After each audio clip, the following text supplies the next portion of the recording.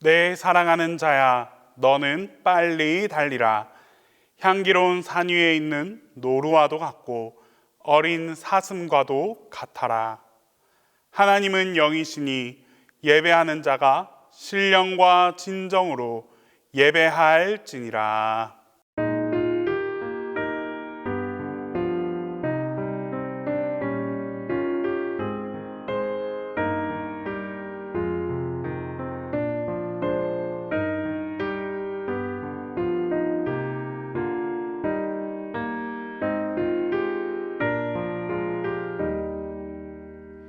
참 아름다워라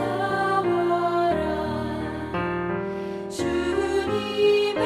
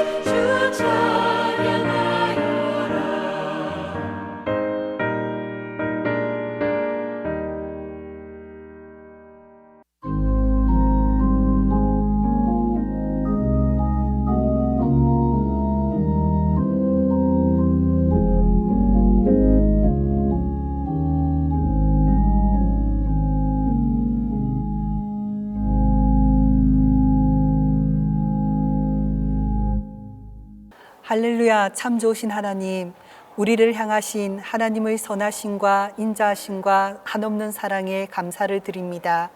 그리스도께 더 가까이 나아가길 원한다고 하면서도 내 마음의 중심에 내가 앉아 있어 판단하고 비판하고 내 중심으로 살진 않았는지 하나님 앞에 용서를 구합니다.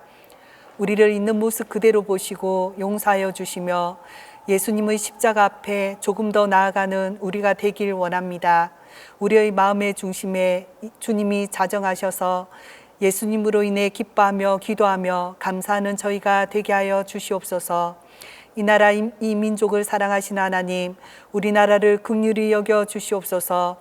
이 나라를 이끌어 주셔서 정치적으로, 경제적으로, 사회적으로 하나님의 이끄심으로 다시금 도약하는 하나님의 이름을 높여드리는 대한민국이 되길 기대합니다. 하나님, 우리를 긍휼히 여기시고 이끌어 주시옵소서. 동신교회를 사랑하시는 아버지 하나님, 이 지역에 복음의 방주로 허락하신 동신교회를 축복하여 주시옵소서. 예수님을 모르는 이들에게나 혹 예수님을 믿다가 실족하여 멀리 떠나 있는 무성도들의 돌아보아 사랑과 선행으로 격려하며 예수님을 전하는 하나님의 나라를 확장해 나가는 사명을 잘 감당하게 하시고 말씀이 살아있는 교회가 되기를 원합니다. 성령의 인도하심에 순종하며 무릎으로 나와 기도하며 예배를 사모하며 하나님께서 기뻐하시는 교회로 세워주시옵소서. 이 시간 목사님께서 성서의 동물들을 살펴보며 하나님 나라를 말씀으로 선포하실 때 영육간에 강건케 하시고 저희들 각자에게 주어지는 하나님의 음성을 듣고 순종하며 나아가는 저희가 되게 하여 주시옵소서. 예수님 이름으로 기도드립니다. 아멘.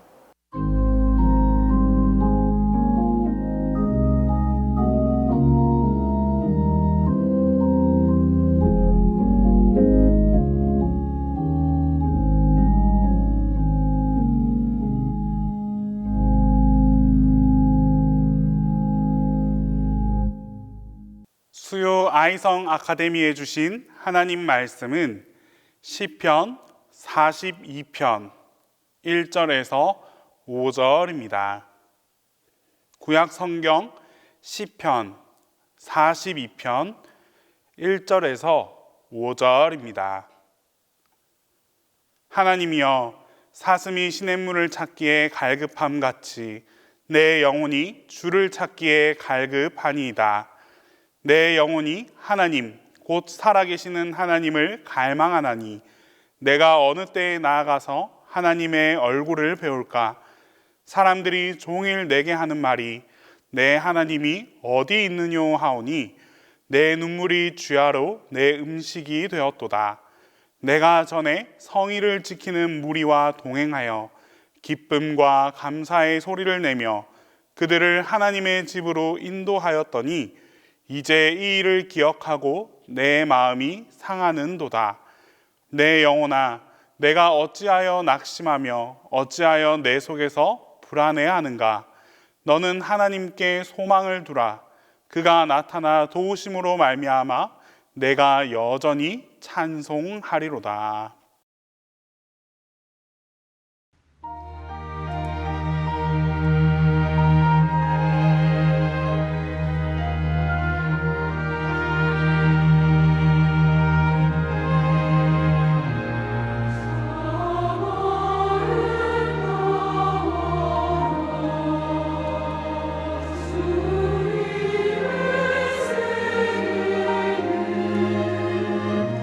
소소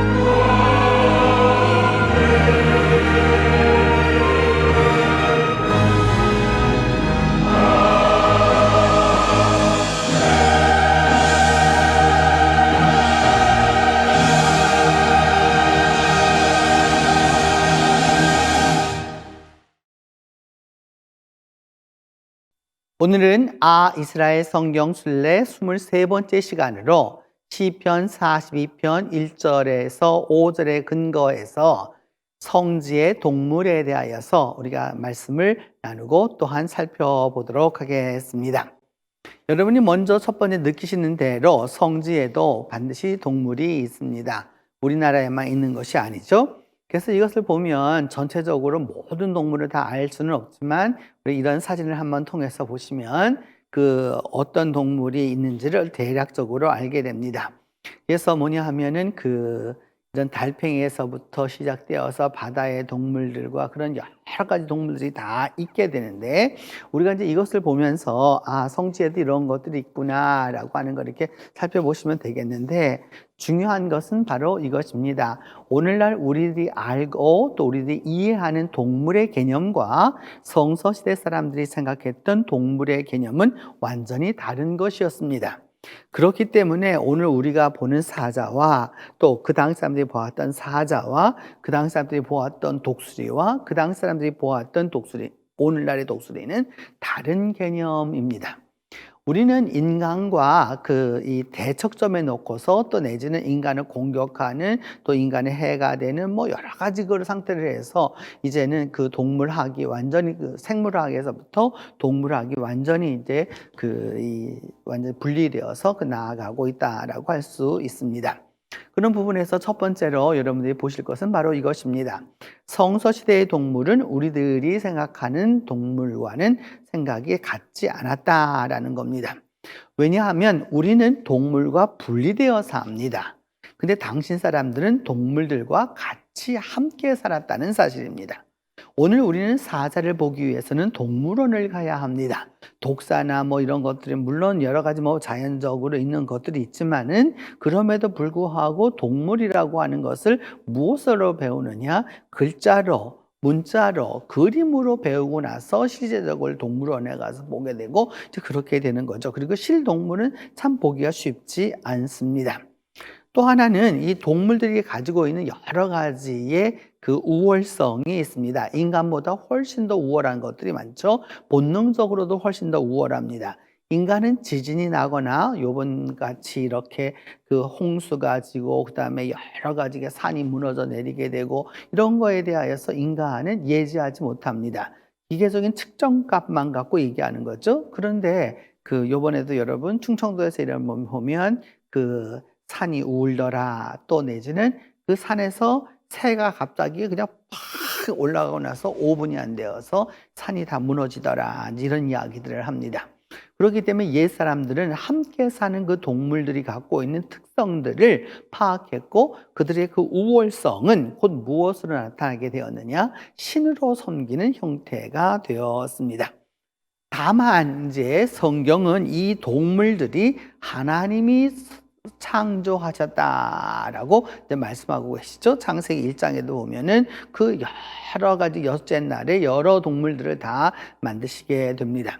그 동물들을 만드는 그것을 보면서 또 하나 기억하셔야 될 것은 여러분, 오늘날에 우리는 공중의 동물이 있고 그 다음에 육상 동물이 있고 또 육상에서도 여러분 육상 위로 뛰어다니는 그런 여러 동물들이 있고 또 그 밑을 기어다니는 동물들이 있고 또 그 다음에 해류 바닷속이나 강이나 이 속에 있는 동물들 놓고 전부 이런 식으로 이렇게 다 분류를 하고 그것도 종과 속과 목과 과와 이런 걸 갖고 전부 다 분류를 하지만 성서시대 사람들은 그렇게 생각하지를 않았다는 것이죠. 이들 하나님이 우선 성경의 가장 큰 특징은 무엇이냐?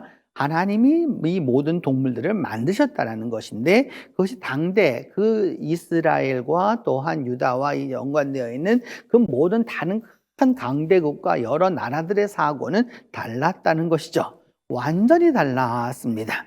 그래서 그 당시의 사람들은 무엇이었느냐? 동물이 곧 신이었던 것이죠. 그렇기 때문에 이집트 신화에도 많은 것들이 신이 나오게 되는 거고, 여러분 또 아신 대로 메소포타미아의 신화에도 그와 같이 나오게 되는 거고, 그리고 로만 신화에서도 역신이나 동물에 대한 이야기들이 많이 나오게 되고, 반수 반인의 이야기도 나오게 되고, 여러 가지 이야기들이 나오게 되는 것이죠.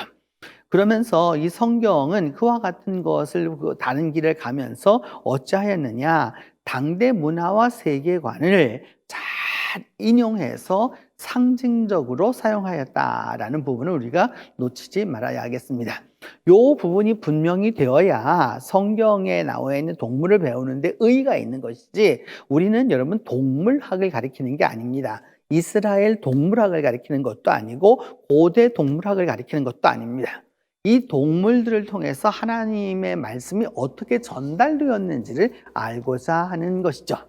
그렇게 하기 위해서는 성경에서는 여러분 땅을 창조한 적은 한 번도 없습니다. 땅은 이미 존재하는 것이죠. 그 존재하는 것을 중심 위에 놓고서 그 다음에 하늘에 빛을 놓게 되고, 그 다음에 하늘에 그 물을 나누게 되고, 그 다음에 나중에 1월 성신을 만들게 되고, 그럼 여러 가지 그런 것들이 있기 때문에 땅 자체는 이미 존재하는 것입니다. 그렇기 때문에 이들에게 있어서도 지상동물을 아주 중요했던 것 가운데 하나입니다. 그 중에서도 이스라엘 사람들에게 있어서 아주 중요했던 동물은 무엇이냐 하면 역시나 여러분 우리에게는 없었던 것이죠. 사자입니다. 이 사자인데 그 사자는 곧 뭐냐면 이 지상 동물에서 이게 뛰어다니는, 그리고 이 지상을 다 다니는 동물 중에서 최고의 동물로 삼았습니다.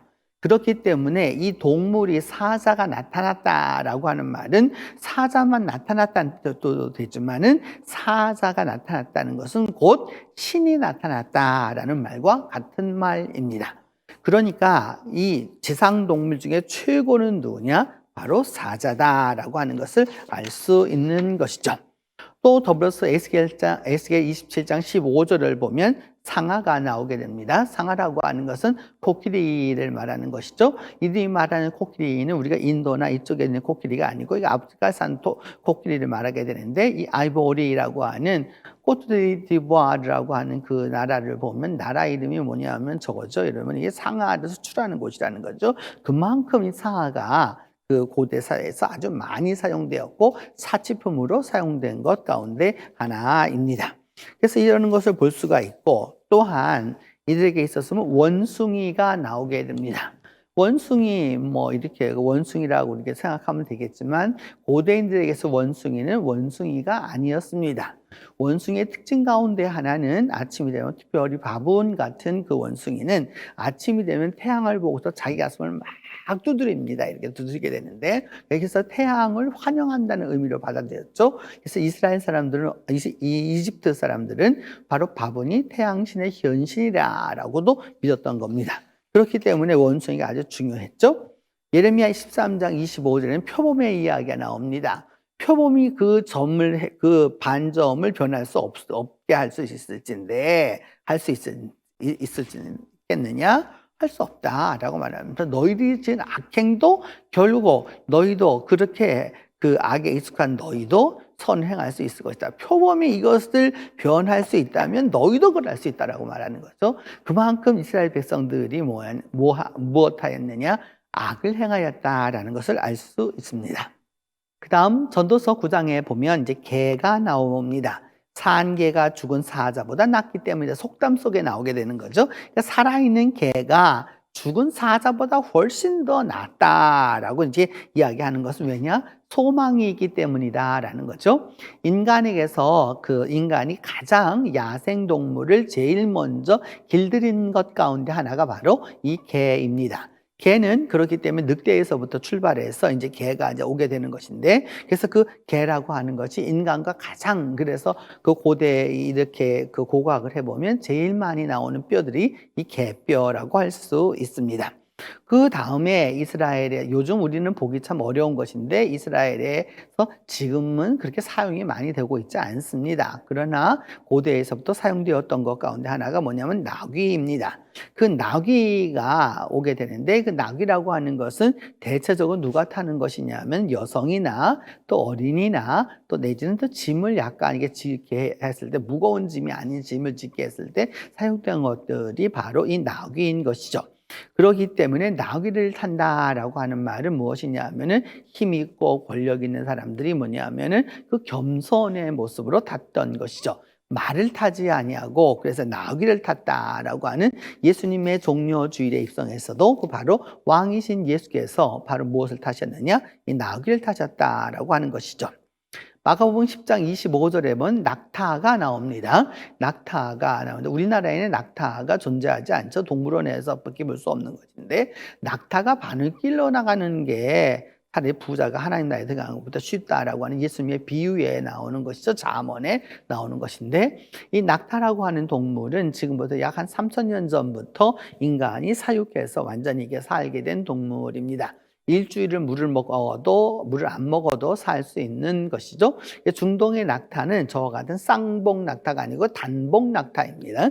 단봉 낙타이고 이 낙타의 특징 중에 하나는 낙타는 앞발이 가고 뒷발이 가는 이렇게 말이 가는 형태로 가지 않습니다.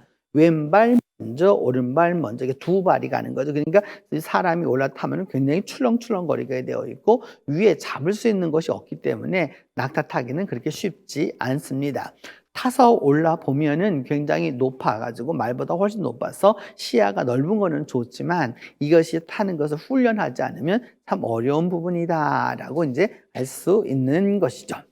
욥기 21장 10절에 보면은 뭐냐면 수소는 새끼를 베고 그들의 암세하는 낙타하는 일이 없이 낳는다라고 이렇게 얘기하고 있는데 하나님의 축복을 말하는 거죠. 그러니까 수소가 있으면은 다 새끼를 베게 만들고 암소는 낙타하는 일이 없이 새끼를 낳는다라고 하는 그 하나님의 축복과 연관되어 있을 때 쓰이는 말 가운데 하나입니다.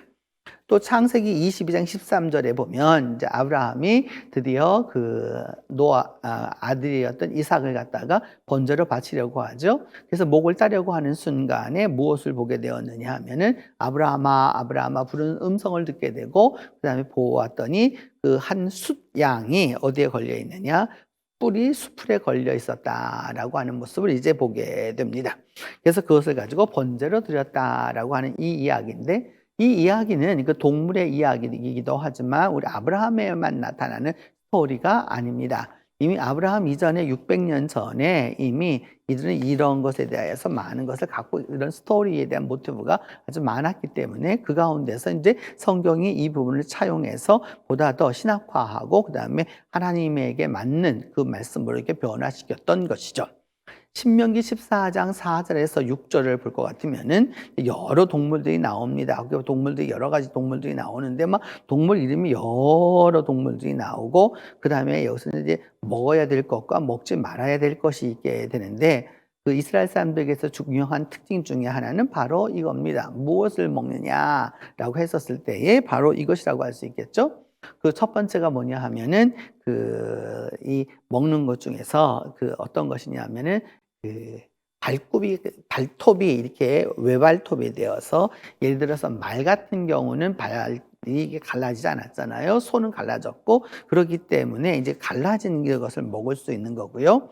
그 다음에 또 무엇을 또 먹게 되냐면 이 사슴을 또 먹게 되는 것이죠. 사슴을 또 먹게 되는 거고요. 그 다음에는 또 굽이 갈라져 있는데도 그 다음에 새김질을 해야 된다. 그러니까 위가 여러 개가 있어야 된다는 것이죠. 그래서 이와 같은 동물들이 이제 이렇게 많이 나오게 됩니다. 실제적으로 이와 같은 여러 가지 동물들이 나오게 되는데 이 짐승들에 대한 그 이름들이 여러분 지금부터 3,000년 전에 쓰여지거나 뭐 2,600년 전, 700년 전에 쓰여진 그 언어이기 때문에 그때 그 동물이거니라고 생각하는 것은 조금 오산입니다. 오늘날 우리나라에도 여러분 다른 동물들이 많이 들어와 있잖아요. 시대와 역사와 이 모든 걸 통해서. 그래서 이스라엘에도 동일합니다. 다만 이제 무엇을 하게 되느냐 하면은 그럼에도 불구하고 그 땅에서부터 있었던 그 토종 동물들이 있었던 것이죠. 바로 우리가 그런 토종 동물들을 통해서 어떻게 이스라엘이 살았구나 하는 걸 알 수 있습니다. 그러니까 이스라엘 사람들은 모든 동물을 먹을 수 없고 먹어야 되는 동물들이 정해져 있었다라는 거죠. 오늘 본문에 나와 있었던 시편 42편의 말씀입니다. 그 사슴이 시냇물을 찾기에 갈급함 같이 내 영혼이 주를 찾기에 갈급하다. 왜냐하면 이스라엘은 여러분 보셨던 대로 박토입니다. 그리고 사막입니다. 광야입니다. 국토의 절대 다수가 그런 거죠. 그렇기 때문에 물을 찾지 못하면 결국 죽을 수밖에 없습니다. 그 물을 찾고자 하는 노력이 아주 지극했던 것이죠. 이렇게. 그래서 사슴이 시냇물을 찾는 것처럼 내가 주님을 찾는 그 마음이 갈급하다라고 하는 것을 이제 나타내 줍니다. 이것이 바로 이제 지상 동물이었다면 이제 성경에는 땅에 기는 동물이라 이렇게 표현했는데 지표 동물이 있게 됩니다. 그러니까 지표 동물이라고 하는 것은 지상 동물처럼 이게 눈에 막 확 띄는 것은 아니었겠죠. 당연히 이 땅 위를 갖다가 가는 것이기 때문에 알 수는 없었지만은 그럼에도 불구하고 이스라엘 사람들도 이것에 대하여 관심을 가졌습니다. 땅에 기는 그 길짐승들에 대하여서 말하기를 이것은 내게 부정한 것이다 라고 해서 부정이라 라고 하는 말은 타부라는 말입니다. 그러니까 그래서 무엇이냐 하면은 이것을 먹지 말아라 라고 하는 뜻이죠. 이렇게. 그래서 성경에는 부정하다 라고 하는 말이 나오게 되면 그것을 행하지 말아라 라는 말과 같은 말입니다. 그래서 그 부정한 동물들이 뭐가 있느냐라고 하면 그게 소위 지표동물 길짐승 중에는 두더지, 쥐, 도마뱀, 그다음에 도마뱀 그 종류 다, 그다음에 육지에 사는 악어들, 그다음에 사막 도마뱀, 뭐 카멜레온까지 다 나오게 되죠. 그래서 이런 것들은 먹지 말아야 한다라고 이제 이야기하고 있는 것입니다. 그래서 성경에서 말하는 대로 여러분 첫 번째에 보시는 대로 이제 이와 같은 모습이죠. 이렇게 그 모습을 보실 수가 있죠. 이렇게 그 두더지 같은 동물이죠. 그 다음에는 이제 이런 여러 가지 도마뱀 종류가 이제 있게 되는 거고요. 그 다음에 이것도 도마뱀 종류가 있게 되고, 그 다음에 이제 카멜레온 종류가 있게 됩니다. 그래서 잠언 30장 28절에도 뭐냐면 그 도마뱀을 설명하면서 이 도마뱀은 왕궁에 있는 도마뱀이다 라고 이제 이렇게 말하면서 그 도마뱀도 어디에 있느냐에 따라서 여러분 대접을 다 알리받았다라는 것을 알 수 있는 것이죠. 그리고 성소시대 사람들이 제일 두려워했던 것 가운데 하나는 뱀입니다. 이 뱀인데 오늘 성경에도 여기 그림에도 나와 있는 중에도 나와 있는데 불뱀이라 이렇게 표현했는데 뭐냐면 정말 그 이름이 불뱀이라는 게 아니고요. 그러니까 그 독을 쏘였었을 때 어떤 느낌을 받았느냐, 불에 데인 것처럼 그 뜨거움이 있었기 때문에 이거를 불뱀이라고 했던 것이죠. 하나님은 그래서 이 불뱀에게 물린 사람들을 위하여서 구리뱀을 만들어서 그 구리뱀을 본 자들을 구하시도록 이렇게 만드셨습니다.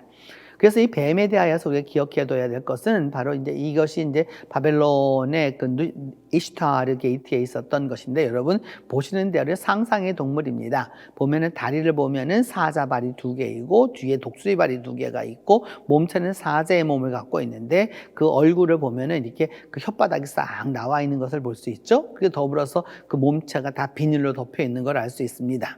성경 안에서 이 동물은 어떤 동물이었느냐? 가장 간교한 동물이다라고 말하면서 뱀이 여자에게 말하기 정말 먹지 말라 하더냐라고 이제 그런 말을 하게 됩니다. 왜 수많은 동물 가운데 이 동물이 사용되었을까라고 하는 것을 우리가 공부해 보면 바로 이와 같은 것입니다. 첫 번째로 뱀은 고대인들은 죽지 않는다고 생각했습니다. 그 죽지 않는다라고 하는 것은 바로 이런 것이죠. 왜 죽지 않느냐? 뱀은 허물을 벗습니다. 허물을 벗는다라고 하는 것은 옛 것은 죽고 새 것이 나온다고 생각했기 때문에 이들은 철저하게 무엇을 생각하였느냐? 바로 무엇이냐면 이 뱀이라고 하는 것은 불사의 존재라는 겁니다. 그렇기 때문에 그 많은 동물 중에서도 이 뱀이 나와서 하는 말이 뭐냐면 정말로 먹지 말라 하더냐라고 얘기했던 거고요. 또한 뱀은 알을 낳습니다. 그렇기 때문에 알을 하나를 낳는 게 아니죠. 여러 개의 알을 낳기 때문에 뱀은 곧 풍요의 상징이었습니다.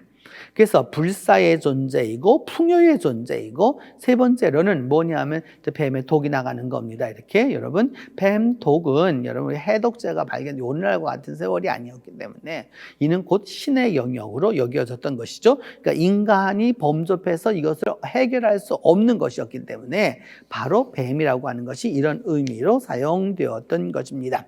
그래서 잠언 21장 31절로 32절에 보면은 결국에 사람이라고 하는 것이 이제 타락하게 되어서 그것을 가게 되면 어떻게 될 거냐라면 하면은 마치 그 소위 그렇게 이제 사람을 타락하게 만드는 그 여러 가지 것들이 뱀같이 물 거고 독사같이 쏠 거다라고 얘기하면서 지금 바로 그 여러분 상황 그 그림에서 보시는 대로 그와 같은 모습을 상징적으로 말씀하는 것이죠. 신명기 32장 33절에도 보면 역시나 말하기를 독사의 맹독이라. 그래서 이렇게 그 독사 자체가 이미 벌써 몸의 색깔을 바꿔서 이 지역하고 연관되어 있는데 물리면 죽도록 되어 있는 것이죠. 그러니까 굉장히 강독을 갖고 있는 것입니다.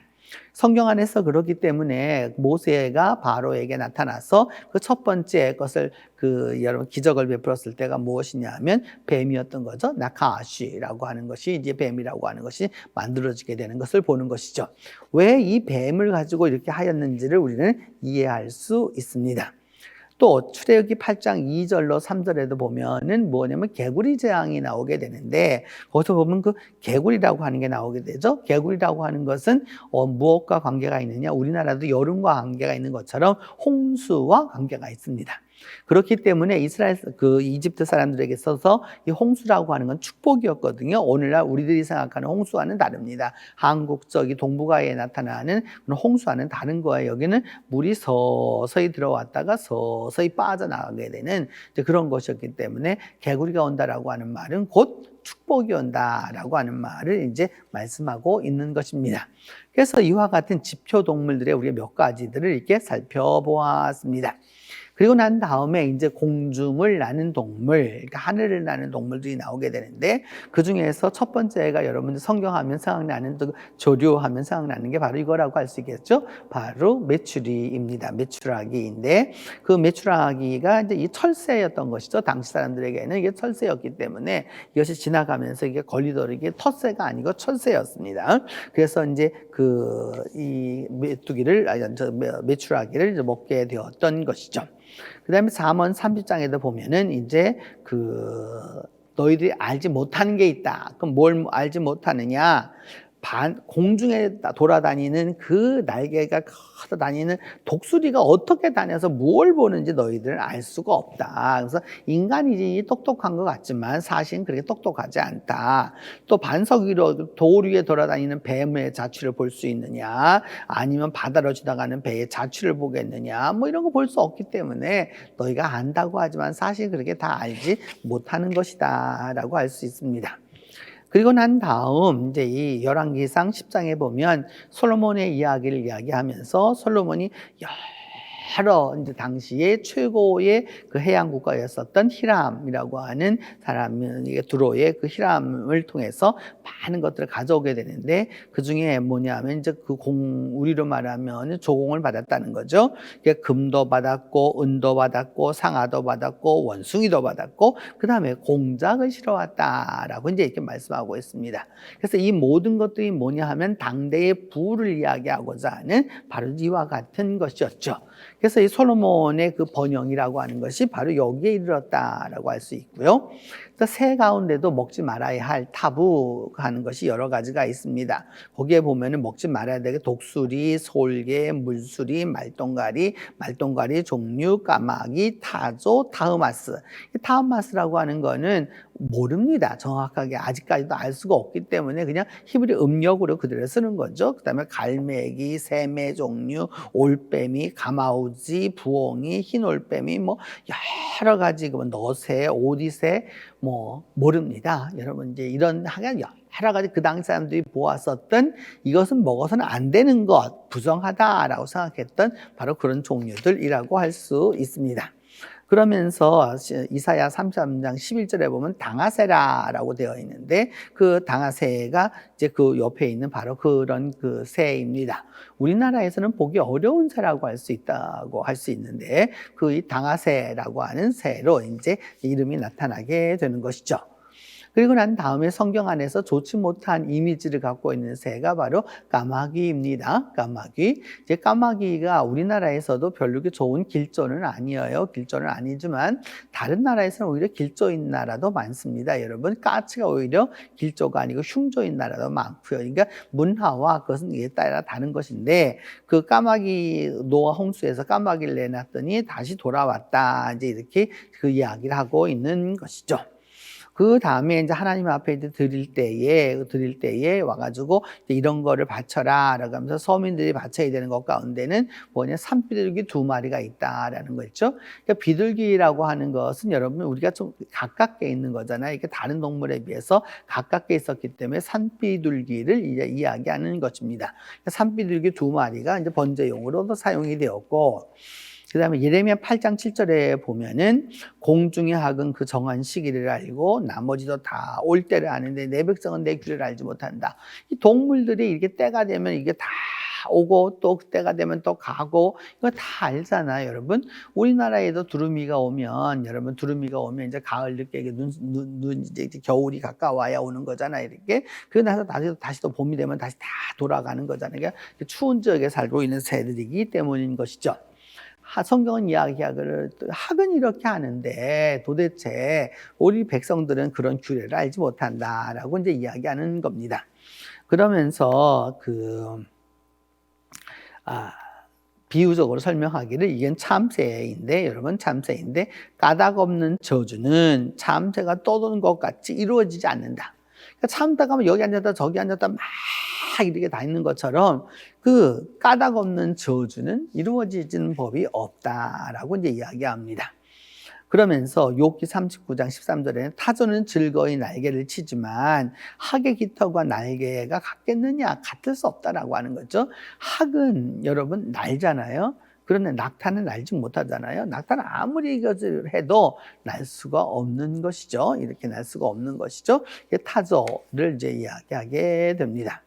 그리고 난 다음에 예수님께서 이제 예루살렘을 보시면서 얘기하셨을 때 닭에 대한 말씀을 하셨습니다. 그래서 암탉이 그 새끼들 아래에 모음같이 이렇게 얘기도 하시고 그 다음에 닭이 3번 울기 전에 베드로가 그 부인할 것을 말씀하셔서 그 이펠리칸투라고 하는 시온산에 가면은 그 베드로 기념교회가 있는데 베드로가 3번 부인하였던 것이어서 그 교회의 상징은 무엇으로 되어 있느냐?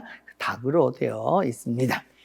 이와 같은 것을 보면서 이제 여러분 이제 우리가 또 하나 보아야 될 것은 성경은 그렇게 말하지 않습니다. 곤충류라고 말하지 않고 이 또한 길짐승과 같은 것인데 그게 뭐냐 하면 땅 위에 있는 것도 되는데 그 곤충류는 또 땅 위에만 있는 게 아니라 땅 위에서 날르기도 하고 나무 위에도 살기도 하고 이렇기 때문에 부득불 현대적인 의미에서 그 곤충류라고 하는 부분을 이제 말씀드리게 되었습니다.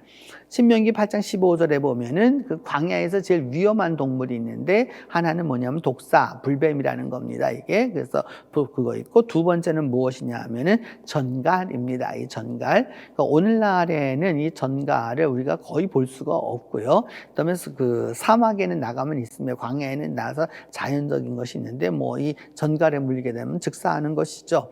그렇기 때문에 이 전갈이 있었던 걸 알 수 있고 또 땅에 기어가 다니는 것은 먹지 말아라. 이렇게 먹지 말아라 하면서 여러분 거기에 진해가 나옵니다. 우리나라에서는 진해가 한약재로 쓰이고 있지만 성경시대의 사람들에게서 이는 먹지 말아야 할 것이었죠. 왜냐하면 독충이었기 때문입니다. 그래서 이런 것을 먹지 말아라 라고 또 얘기도 하고 있고 그 다음에 날개가 있고 4발로 다닌다 라고 하는 것을 얘기하고 있는데 그 중에는 메뚜기 종류와 배짱이 종류와 귀뚜라미 종류와 팥중이 종류가 너희들이 먹어도 된다 이제 얘기하면서 이와 같은 것을 이제 이야기하게 됩니다. 똑같은 동물이지만 그 종이 좀 다를 때에는 어떤 거는 먹을 수도 있고 어떤 거는 먹지 못할 수도 있는 바로 그와 같은 것이죠. 욥기 8장 14절에 보면은 그가 믿는 것이 끊어지고 그 의지하는 것이 거미줄 같기 때문이다. 사람이라고 하는 게 뭔가를 의지하잖아요, 여러분. 그 어려움이 있었을 때 그 의지하고 그것을 갖다가 믿고 따르려고 하지만 결국 그것이 뭐와 같은 것이냐? 거미줄 같은 것뿐이다라는 거죠. 객관적으로 믿음 안에서 보면 이와 같은 것인데 그것을 모르고서 우리가 행동할 때가 있다라고 하는 것을 알 수 있습니다. 또 하나는 이제 보면 신명기 7장 20절에 보면 왕벌을 그들 중에 보내어 이런 말이 나오게 되는데 이 왕벌이라고 하는 것에 대하여서 여러분 좀 잘 알아두셔야 합니다. 이집트와의 배경하에서 보면 그 아문레라고 하는 이집트의 신 중에서 최고의 신이 있습니다. 그 신이 무엇을 갖고 있느냐? 위에 이렇게 쫙 깃털을 갖고 있죠. 이렇게 지금 여러분이 보시는 대로 보면 그 벌이 어떻게 하고 있느냐 하면 이게 날개를 2가지 쫙 이게 날개가 되게 쫙 뻗치고 있죠.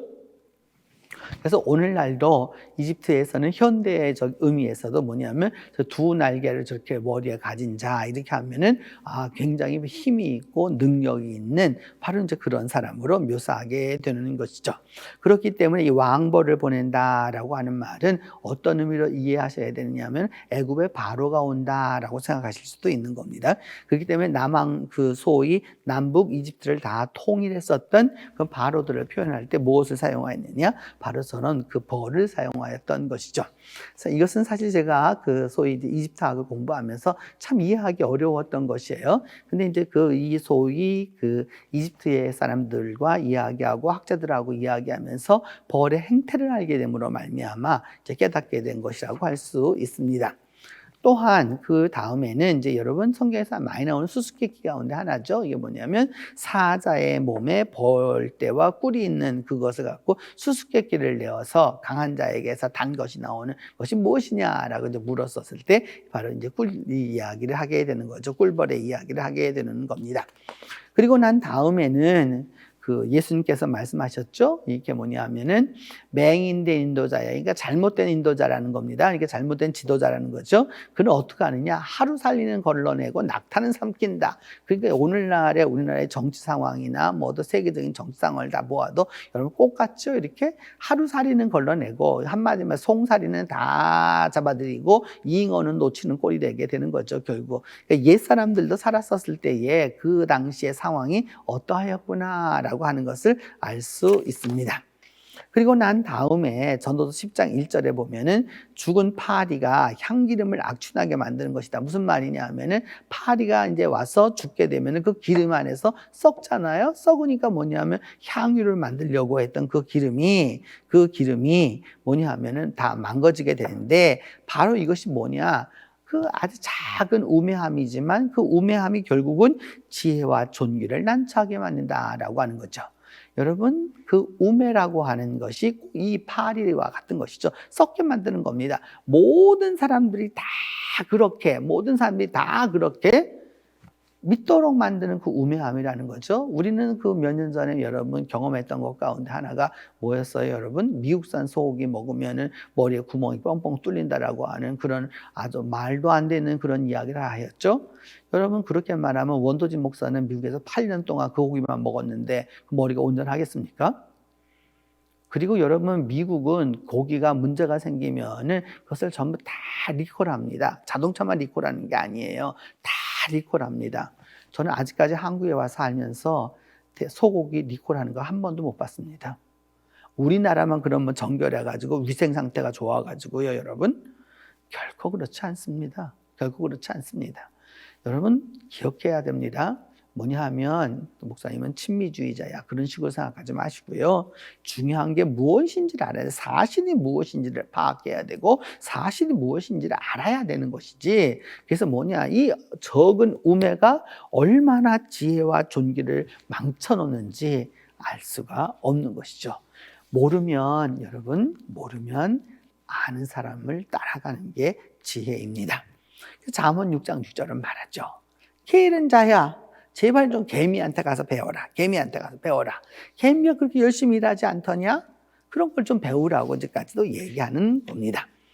그리고 난 다음에 이제 그 이스라엘 사람들에게서 가장 바다가 한 면이 다 바다임에도 불구하고 이게 3면 중에서 한 면이 다 그 지중해에 옛부터 있었던 그 지중해 바다가 있었음에도 불구하고 그 바다 중에서 그 어류를 가장 많이 먹지 않았던 사람들 중에 한 사람이죠. 물론 이것은 중동 사람 전부가 다 포함된다고 할 수 있습니다. 이들은 무엇이냐 하면은 먹지 않았던 거죠. 어류를 먹지 않았기 때문에 오늘날도 어류는 굉장히 비쌉니다. 이스라엘에서. 근데 창세기 1장 28절에 보면 하나님 뭘 만드셨느냐? 바다에 물고기를 만드셨다라고 말씀하고 있습니다. 이 물고기라고 하는 단어, 이제 우리 한국말에서 보면 여러분, 우리나라는 고기가 발달한 적이 아니에요. 그래서 물에 살면 물고기가 되는 거고요. 육지에 살면 육고기가 되는 거예요. 그래서 여러분, 우리 고기, 닭고기, 돼지고기, 소고기 다 이렇게 말하잖아요, 여러분. 그 이름이 있지 않잖아요. 이렇게 그 동물에다 그냥 고기만 붙이면은 되는 거죠. 이렇게 물에 계속 불로 하는 고기는 불고기가 되는 거고요, 여러분. 물에 있으면 물고기가 되는 거고요. 이렇게 우리 말은 이것이 발달하지 않은 사람들입니다. 그 이스라엘에도 보면 여러 가지 이제 육지에 살고 있는 호수에 살고 있는 것들이 있고요. 이렇게 그리고 난 다음에 이제 보게 되는데 민수기 11장을 보면은 우리가 애굽에 있을 때에는 값없이 생선을 먹었다라고 말합니다. 나일강은 전 세계에서 제일 긴 강입니다. 그렇기 때문에 이 생선이 아주 많았던 거죠. 오늘날도 그렇기 때문에 계속해서 하는 거기 때문에 여러분 그 이집트 벽화를 보시면 얼마나 많은 그 생선을 잡는지 그 모습을 알 수가 있습니다. 고대나 지금이나 마찬가지인 것이죠.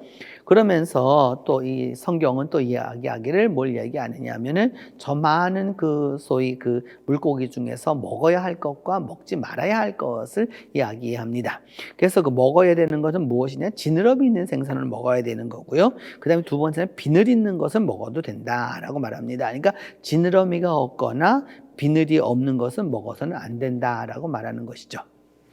그래서 여러분 성서시대에 오늘날 우리 한국 사람들이 좋아하는 뭐 오징어라든지 뭐 뱀장어라든지 장어라든지 이런 것들은 그 사람들은 거의 먹지 않는 것입니다. 그 비늘 있는 생선만 먹게 되는 것이죠. 이렇게. 그래서 그 당시 이것이 뭐 왜 그렇게 하였을까라고 하는 것에 대해서 여러 가지 학설들이 있지만 소위 고대 근동에 있어서 중요한 건 이들은 여러분 목축을 하는 사람들이었기 때문에 육고기가 원칙이었던 것이고요. 그다음에 바닷고기는 되도록이면 빨리 변하기 때문에 변하지 않는 것을 원하였기 때문에 거의 먹지 않았다라고 하는 부분을 볼 수 있습니다. 그래서 그 보면은 비늘 없는 것은 너희가 혐오해라. 그래서 장어 같은 것은 먹지 말아야 한다라는 것이죠. 그러니까 레위기법에 의하면 그 이스라엘 사람들은 지금도 이거 먹지 않습니다. 근데 오늘날 우리나라 사람들은 너무나도 좋아하는 것이겠죠. 또 그 다음에는 그 물고기에 대한 이야기 나오게 되는데 이거는 애굽에서 만들어진 그것입니다. 여러분 아시는지 모르겠는데 그 여호수아의 아버지 이름이 눈이거든요. 눈이라는 말은 무슨 뜻이냐? 물고기라는 말입니다. 물고기라는 것도 그 여호수아의 아버지가 어부였나? 이렇게 생각할 수도 있겠지만은 그게 아니고요. 이 어자를 쓴다는 말은 무슨 뜻이냐면 어는 이게 물고기는 새끼를 많이 낳습니다. 알을 아주 많이 낳죠. 이게 축복된 존재라는 의미인 것이죠. 그렇기 때문에 그 물고기 중에서 그래서 이름을 갖다가 눈이라고 이렇게 붙였던 것을 알 수 있습니다. 그래서 고대부터 뭐냐면 생선은 신 가운데 하나였던 것이죠. 그 다음에 여러분들 우리가 성경에서 가장 이해하기 어려운 동물 가운데 하나인 이 물고기입니다. 큰 물고기죠. 이 큰 물고기가 있어 요나를 삼키게 해서 그 3일 밤낮을 요나가 그 물고기 뱃속에 있었다라는데 그 동물이 무엇이냐? 그래서 요즘 사람들께서 그것이 아마도 고래가 아니었을까라고 생각해서 고래라고 많이 이야기하지만 고래라는 히브리어는 따로 있습니다. 여기서는 그저 큰 물고기다라고 하는 것으로만 이해하면 되겠습니다. 그 문자를 가지고 억지로 오늘날에 맞추려고 그러면 이제 안 되는 거죠. 왜냐하면 저도 이 요나 이야기 나올 때 요나 고래 뱃속에서 3일 동안 있었다고 얼마나 많은 주일학교 찬송을 했는지 몰라요. 그거는 잘못된 것이라고 알 수 있습니다. 그리고 난 다음 예수님께서 보셨던 그 생선 그러니까 오병이어의 사건입니다. 그 보시는 대로 그러니까 오병이라고 하는 거는 이제 보리떡 5개인데 저거는 밀가루로 만들었기 때문에 요즘 만들어서 고급이고요. 그 당시에는 보리가루를 썼던 거고 그 다음에 이제 물고기 2마리는 말린 물고기였습니다. 그러니까 당연히 갈리 호수 지역에서 잡히는 것을 이제 염장했던 것이었겠죠. 그래서 뭐냐면 저 빵과 저것을 같이 먹도록 하는 이제 바로 이제 그런 방법을 썼다라고 하는 것을 알 수 있습니다. 그러면서 이제 그 저주를 할 때 하는 말 가운데 하나가 뭐냐 하면 이 달팽이류입니다. 이게 달팽이류인데 뭐냐 하면은 이 달팽이가 죽어갈 때 여러분 이게 물이 없으면은 그냥 죽게 되는 거잖아요. 이게 물 없으면은 불쌍한 거죠. 이렇게. 그래서 이제 그와 같이 이제 시편 58편 8절에 보면은 이제 이 소위 이게 그 상대방에 대한 그 원망과 한이 있었을 때 쓰이는 것 중에 하나입니다. 이와 같은 것들이 여러분들 우리 여러 가지 보셨는데 지상 동물도 보시고 지표 동물도 보시고 그 다음에 조류도 보시고 어류도 보시고 그 다음에 곤충류 이런 것까지 다 이제 보시게 되었는데 이제 그러면서 우리가 기억해야 될 것은 바로 이제 이것이라는 것이죠. 이제 우리가 기억해야 될 것은 바로 뭐냐면 성지에 있는 동물들은 근본적으로 이스라엘에게 해롭거나 유익한 동물로 분류되었다. 그래서 해로운 동물은 거룩하지 못하니까 부정하니까 먹지 말아라 라고 했고 유익한 동물은 무엇이냐? 먹을 수 있다 라고 이렇게 하나하나 구분을 해 둔 것이죠. 또 그래서 그렇게 함으로써 이 동물의 습성과 행태, 생활 방식을 관찰하고 그 이후에 이것을 교육의 도구로 사용하였다라고 해서 속담이라든지 그들의 삶의 언어 가운데 많이 녹아내리게 된 것이죠. 그래서 이제 동물은 신앙적으로 어떻게 되었느냐? 신앙적으로 어찌 되었느냐? 그 비유와 잠언, 속담과 지혜의 예로 많이 사용되었고, 성지의 동물을 이해하는 자세는 바로 여기에 있다라고 할 수 있습니다. 그래서 여러분 이제 하나 기억하셔야 될 것은 이스라엘에 가시면 오늘날 우리나라에는 어느 이 버거 회사나 그 버거를 시키면 치즈버거가 있습니다. 그 고기와 그다음에 치즈를 같이 넣어서 이렇게 맛있게들 먹고 있는데요. 이스라엘에는 치즈버거가 없습니다. 왜냐하면 어미의 젖에 새끼를 삶지 말라라고 하는 레위기법에 근거해서 소위 코슈에르라고 하는 정결법에 근거해서 뭐냐 하면은 그 젖과 그 고기가 같이 혹시 섞일지 모르기 때문에 먹지 말아야 한다라고 하는 거죠. 그렇기 때문에 이스라엘은 치즈버거가 없다라고 할 수 있습니다. 또한 더불어서 식당에 가시면 물어봅니다. 고기를 먹을 것이냐, 그렇지 않고 다른 것을 먹을 것이냐. 우리는 같은 식당 안에서 같이 봅니다. 이렇게 먹습니다. 근데 이스라엘 사람들은 들어가면 나누어지게 됩니다. 그래서 육고기만 먹는 사람은 육고기 쪽으로만 가야 되는 거고요. 유제품이 섞여 있는 곳에는 먹을 수가 없습니다. 오늘 우리가 생각하는 것과는 많이 다르다라고 할 수 있죠. 왜냐하면 이스라엘 사람들은 그와 같은 것을 사용해서 오늘날까지도 지켜오면서 성경과 시대와 또 그다음에 역사적인 상황과 삶의 형편에 따라서 말씀을 잘 지켜왔다고 할 수 있습니다. 이제 여러분 성지동물 잘 이해하셨을 거라고 생각합니다. 동물은 동물이지만 그 동물을 상징적으로 신앙적으로 이용함으로써 그리고 그들의 삶에 그리고 신앙의 아주 지혜로운 모습으로 나타났다고 할 수 있겠습니다. 이것이 바로 성지동물이 우리에게 이야기하는 바입니다. 기도합니다. 하나님 아버지 은혜를 감사합니다. 하나님께서 창조하신 이 모든 동물들을 우리가 배움으로 말미암아 성경은 이스라엘 백성들에게 해롭고 유익한 동물로 분류하였고 또한 그들의 습성과 행태와 생활 방식을 관찰해서 교육도구로 사용하였으며 후에는 신앙적으로 비유와 잠언과 속담과 지혜로 사용한 것을 우리가 알게 되었습니다. 이제 오늘도 우리가 살아가는 이 삶 속에서 우리 주위에 있는 것들을 면밀히 보고 하나님과 더욱더 가까이 할 수 있도록 도와주시옵소서. 우리 주 예수 그리스도의 이름으로 기도합니다.